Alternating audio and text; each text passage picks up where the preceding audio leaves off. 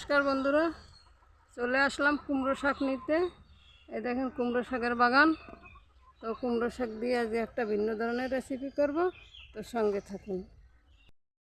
তো কুমড়ো শাক তুলে নেব। এই দেখুন কত সুন্দর কুমড়ো শাক। তো আমি নেব কচি কচি পাতা যেগুলো সেগুলো। এই যে দেখুন একদম কচি পাতাটা তুলব। রোদ্দুরের কি তাপ বাবা, প্রচুর রোদ্দুরের তাপ। কচি কচি পাতাগুলো তুলে নেব দুটো চারটে।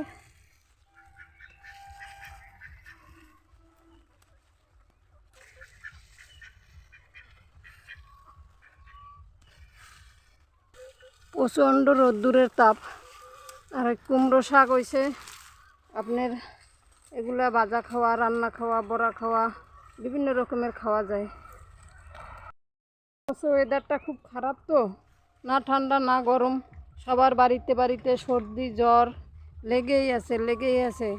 গা হাত পা ব্যথা, এগুলো যেমনি কাঁচা কুমড়োর জল, হালকা জল খেলে কমে, আর কুমড়ো শাক খেলেও গায়ের বিষ ব্যথা, গিটে গিটে ব্যথা, হাত পা ব্যথা, এগুলো অনেকটাই কমবে। তো তুলে নিলাম। এই যে কুমড়ো শাক অনেকগুলোই তুলে নিলাম। দেখুন অনেকগুলো পাতা তুলছি, এবার নিয়ে যাব বাড়িতে। তো চলুন। কি করবি, খাবি? হ্যাঁ, ডিম দিছিস আজকে? ডিম দিছিস? ডিম কখন দিবি? এই দেখেন মুরগি, ওরা এই শাকের ভিতরেই মাচায় উঠে উঠে উঠে উঠে ওরা ঘুরে ঘুরে পোকামাকড় খায়। তো চলে আসলাম কুমড়ো শাক নিয়ে। কুমড়ো শাক ধুয়ে নিলাম পরিষ্কার করে একদম। এটা একটু কচি পাতা, কচি কেন, একটু বয়স্ক হলেও অসুবিধা নেই, খাওয়া যাবে এই ক্ষেত্রে। কিন্তু রান্নার ক্ষেত্রে কচি পাতা ছাড়া খাওয়া যাবে না। এটা একটু অন্য রকমের করবো, তো তো এটা করা যাবে, একটু বয়স্ক পাতা হলেও অসুবিধা নেই। তো এইটাকে এই যে সুন্দর করে আমি এই যে আঁশ ফেলে যে সুন্দর করে পরিষ্কার করে নিলাম। এই যে একটা গায়ে আঁশ থাকে, এই আঁশটা থাকবে না, আঁশটা ফেলে দেবেন ধরে ধরে। তো আমি আঁশটা ফেলে নিছি, একটা আপনাদের দেখানোর জন্য রেখে দিছি। এই যে এখন আমি কুমড়ো পাতাগুলো কেটে নেব, তো সঙ্গে থাকুন। কুমড়ো পাতাগুলো এরকম আমি ধরে 7-8খানা একসাথে ধরে সুন্দর করে ছোট্ট ছোট্ট করে একদম কুচিয়ে কুচিয়ে কেটে নেব। 7-8খানা ধরে নিলাম, একদম কুচিয়ে কুচিয়ে কেটে নেব। বড় কাটলেও অসুবিধা নাই, তো আমি একটু কুচিয়ে কেটে নিলাম। আপনারা যেরকম পারেন সেরকম ছিঁড়ে বিড়ে দিলেও হবে। এই দেখুন একদম ছোট ছোট করে কেটে নিলাম। তো শাকটা সব কুচিয়ে নিলাম সুন্দর করে। তো বন্ধুরা আপনারা দেখছেন সাধনা কিচেন থেকে আর একবার সবাইকে স্বাগত জানাই। তো স্বাগত জানাইয়ে শুরু করছি। তো চলুন রান্না করে। দেখুন শাকটা কত সুন্দর করে ছোট ছোট করে কুচিয়ে নিয়েছি। তো চলে আসলাম রান্নার কাছে। আমি উনানে দিয়ে দিছি, আগুনটাও ধরিয়ে দিছি, গরম হয়ে গেছে। 2-3 কোয়া রসুন আর 2-4টে কাঁচা লঙ্কা দিয়ে দিলাম কড়াইতে, শুকনো কড়াইতে। আর দেবো একটু কালো জিরে। দেখুন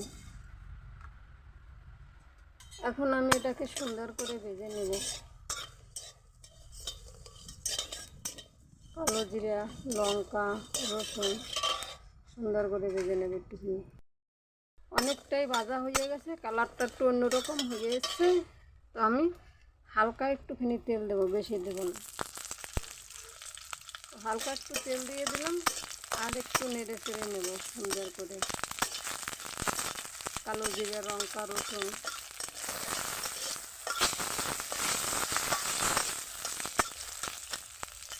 তো অনেকটাই ভাজা ভাজা হয়ে গেছে।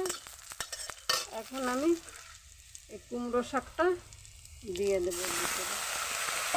এখন আমি ভালো করে সুন্দর করে একটুখানি নেড়ে চেড়ে নেব। 100% 60% সেদ্ধ হয়ে গেছে।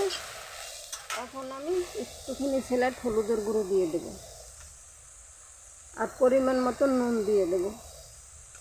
কুমড়ো শাকের একটু নুনটা পরিমাণে কমে দিতে হয়, নাহলে এই শাকটা একটু নোনা থাকে। নুনটা একটু বেশি হলে আর ভালো লাগবে না খেতে। তো নুন হলুদে একটু ভালো করে ভেজে নেব। একটুখানি ডেকে দেব। তো ঢাকনাটা তুলে নেব। ঢাকনা তুলে নিলাম,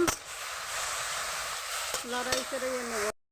তো শাকটা আমার যেরকম ভাজা দরকার সেরকম আমার সেদ্ধ হয়ে গেছে, ভাজাও হয়ে গেছে। এবার আমি তুলে নেব। নিলাম। এবার আমার কাজ শিল নোড়ায়। দেখুন শিলে নিয়ে নিলাম সবটুক, কাঁচাই কুচাইয়া সুন্দর করে একদম সব। আর এটা একদম দেখেন গলে মসৃণ হয়ে গেছে, সুন্দর, খুব সুন্দরভাবে গলে গেছে। এর সঙ্গে থাকুন, বেটে নেই।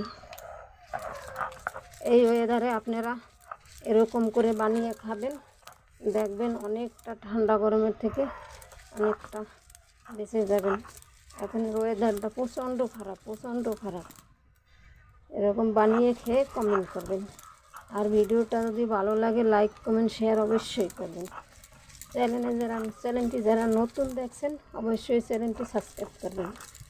তো বেটে নেই, সঙ্গে থাকুন। দেখেন আমার সম্পূর্ণ বাটা হয়ে গেছে, ভর্তাটা পুরো রেডি। এই যে একদম খুব সুন্দর শুকনো শুকনো হয়েছে। তো এবার আমি থালায় তুলে নিলাম। ভর্তাটা যদি ভালো লাগে লাইক কমেন্ট শেয়ার অবশ্যই করবেন, পাশে থাকবেন।